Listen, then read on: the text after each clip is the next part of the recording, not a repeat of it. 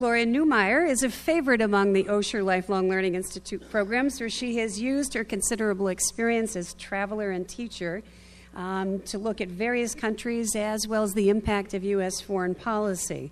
Ms. Neumeier's course is Thursday mornings. Gloria Neumeier.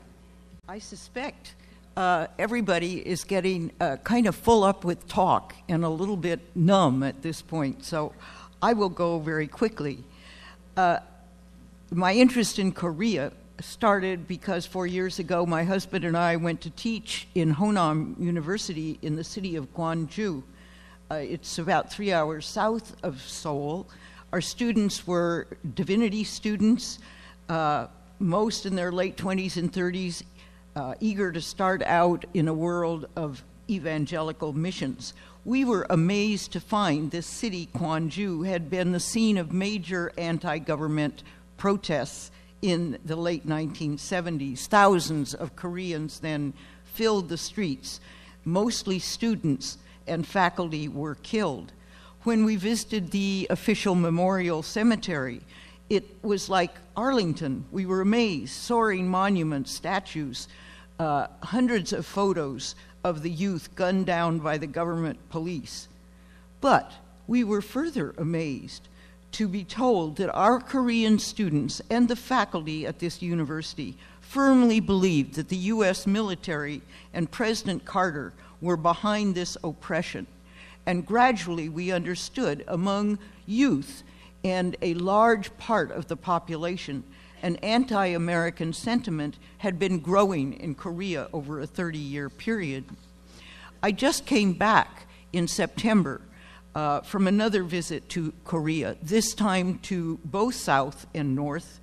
And I have to tell you that that experience gives me pause about the topic of my first lecture in this course. That lecture is the historic background of Buddhism and Confucianism as a kind of glue in Northeast Asia. Seoul has become so vibrant, growing so fast, it seems even more affluent than it was 4 years ago.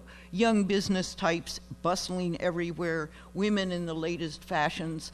I'm sure I was the only female in Seoul that didn't wear spike heels and pointy-toed shoes. The cafes are full, selling espresso coffee at $6 and $7 a pop. I have to say the Buddhist influence was not visible in Seoul.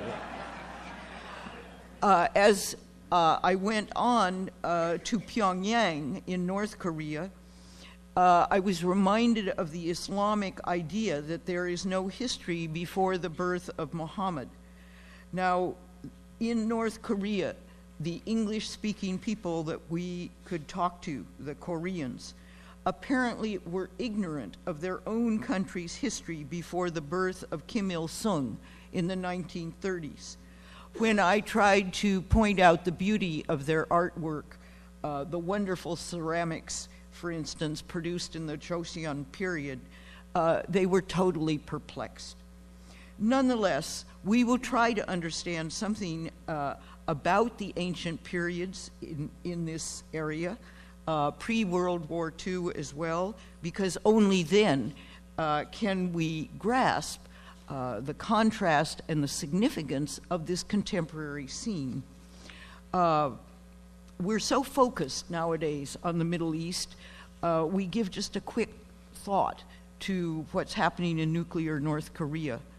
I think in this course we'll look alike at the ancient culture and how different modern experiences have been in this part of the world.